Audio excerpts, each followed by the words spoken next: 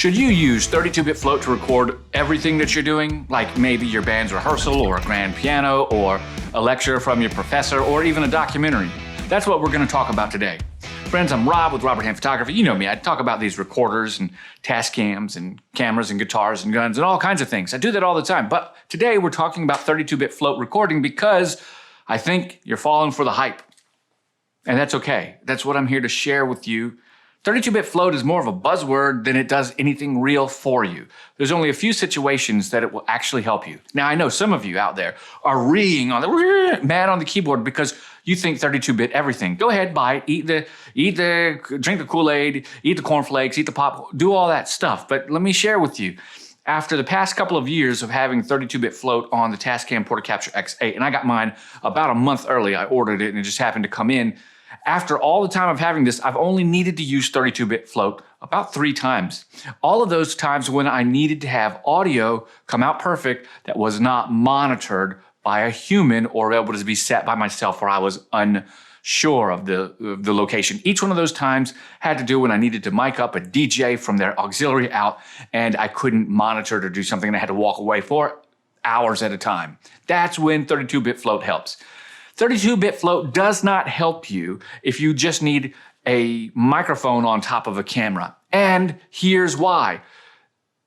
The lie is 32-bit float never clips, but the reality is it clips all the time because if your microphone capsule clips, the signal will be clipped before it even gets into the recording. It will be clipped at the source, which is your capsule, and it'll be no good. So there's one reason you would need to be around to monitor your audio. The second reason is, yes, 32-bit float gives you a very high dynamic range. 1,600 decibels, 1,600 decibels, over 1,000 decibels. 24-bit sample rate gives you 144 decibels. 16-bit sample rate gives you 96 decibels. Yes, 1,000 or more decibels is better. That's true. The file is as much larger as the extra decibels are. So it's a lot bigger of a file. Also, you then have to edit that file. Did you think about that? Do you realize how much time you will spend in Adobe Audition or Fairlight or some other program trying to edit the 32-bit float file? You can't simply send that 32-bit float file out to a producer as a scratch track or even as a proof of audio concept, just a proof that you got it right without converting it. So record in 32-bit float, go back to the office, download, export, edit, even if it's a quick scratch edit, then upload and then give to the, that doesn't work. Realistically, you could simply take your 24-bit recording, especially if you had a dual recorder that did 32 and 24, you can do that on some recorders, and then just hand them that. I'm not saying I don't like the idea of 32-bit float. Don't get me wrong.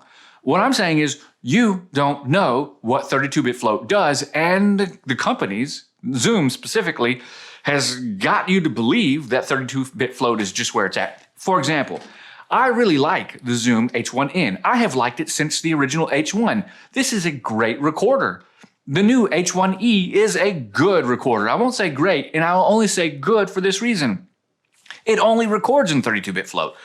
Not to mention, I hate the way the Zoom H1E looks, and they got rid of the protective screen on top where the microphone capsules are, which most people will say, who cares, Rob? These aren't captive. The one on the Portacapture X8, they're not protected. Yes, that's true. But when I put my windscreen over top of this, you know, it's an elastic band with fur on, the dead cat on top of it. These baskets that protect the microphone capsules hold the bands, hold the dead cat off of the microphone capsule so that they're not touching the fabric while recording. Guess what? Your new H1E, when you put a wind cat or a windscreen or a dead cat on top of it, they most definitely will be touching the microphone capsules, which means that if the wind or your hands rustle up against them, it's more likely to cause the capsule to overmodulate. Anyways, my point is, I don't have a problem with 32-bit recording. I have a problem with companies making you think that's all you need. Let's give you another situation. Or let's give a situation in the first place. Should I record my band's rehearsal with 32-bit float? No. Why?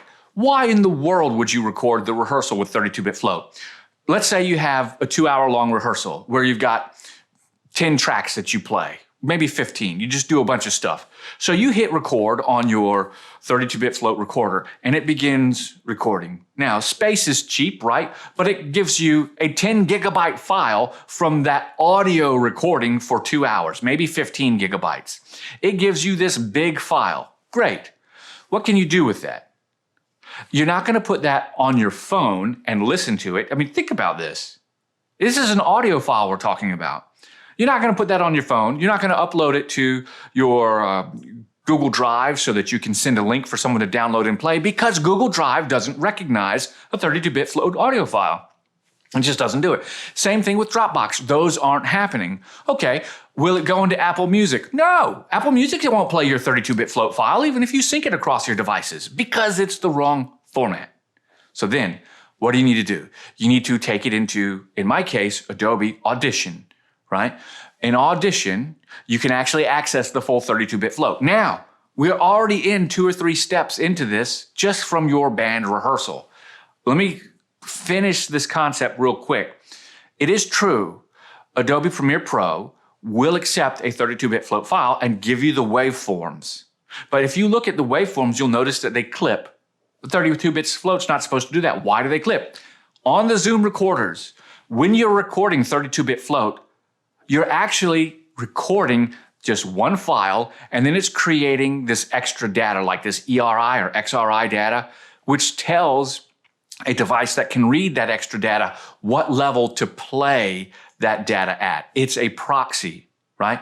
And proxy may not be the exact technical term, but it's not the complete file. It's just saying, read this file and apply this preset, which means that although Premiere Pro can use that audio file at 32-bit float, it's really just a preview file, like a JPEG, and if you want to edit it, you still have to edit it in Adobe Audition to have access to regaining all of those clipped highlights or clipped loud overmodulated parts. Okay, the next thing is, you still have a 2-hour recording. You're going to go back after 2 hours of rehearsing with your band to then go back and spend at least 2 hours listening to your whole recording. It makes no sense. No, don't record your band in 32-bit float.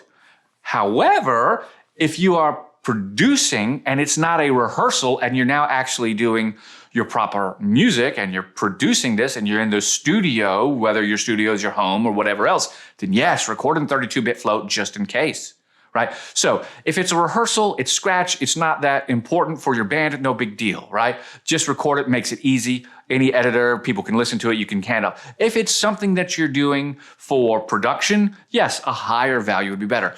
A live production, like this Tascam Model 12. I don't understand why Tascam didn't put 32-bit recording in these live recorders. The Model series 12, 16, and 24 all do 96 or 48K 24-bit. Excuse me, it's 48K 24-bit. That's ridiculous. They expect you to record 12, 18, 24 inputs, a live band at once. This is a time where recording in 32-bit float would have been very helpful, and they didn't give it to us, right? You don't have it here. You see, here it would be great because while the band is playing, if for some reason one of your levels clipped, your recording, later you could go back and take that and fix it, you could master it and all that other stuff. On the night of the event or whenever you were doing that live recording, if something was clipping, it's likely that you wouldn't actually hear it. You might, depending on what it was. But if it was a snare that was clipping or something like that, then you should have set your levels right in the first place. And 32-bit won't ever help you live. It will only help you after. Which leads me to my third discussion about the live part of it. We talked about recording the rehearsal, then we talked about live. If you're doing anything that requires live streaming, 32-bit float is no good to you, right? Because you have to get your levels set proper so that your audience can hear what it is you're trying to show properly. What does 32-bit float do for you there? 32-bit float is a workflow in post-production that allows you to fix problems that you encountered during recording. That's what it does. It's very good for it. But because we've identified it that way, when do you usually need that? You might use 32-bit float if you were recording dialogue for a small production for a commercial that you were doing locally, maybe. But I've been in that situation when I've had access to and using the Tascam Portacapture X8 with 32-bit float. And you know what I chose? 24-bit, 48K. That's what was required, right? There was no need to choose anything different. Now, the Tascam will at least allow you to record 2 different files at once, rather than at least the Zoom H1 E, which will only allow you to record just the 32-bit float file. Currently, I'm not aware if you can record different sample rates on the H4 and on the H6Es, the H6 and the H4E. I would assume that you can. I have not read those manuals yet, and I don't have my hands on them, but I have read the manual for the H1E, and I'm pretty good with these recorders, and so I know that this only records in 32-bit float. So my point to all of this is, what are you trying to accomplish? If what you're actually trying to accomplish is a good audio recording, then you should set your levels in the first place and do it right.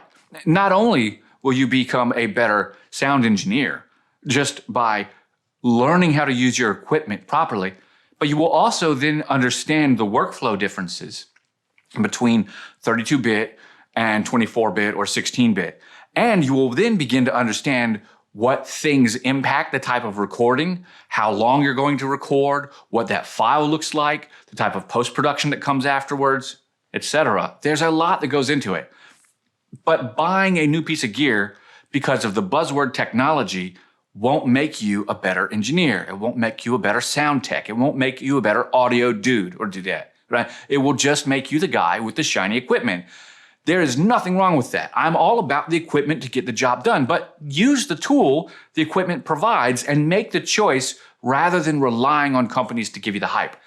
I hope that you have gotten that as the message. If you have, don't forget to like and subscribe. Leave a comment down below. I reply to all subscriber comments. If you want to support what I'm doing here, hit up those Amazon links, send me a super thanks, and I'll get a cup of coffee with it, and I'll catch you guys on the flip side. Bye for now.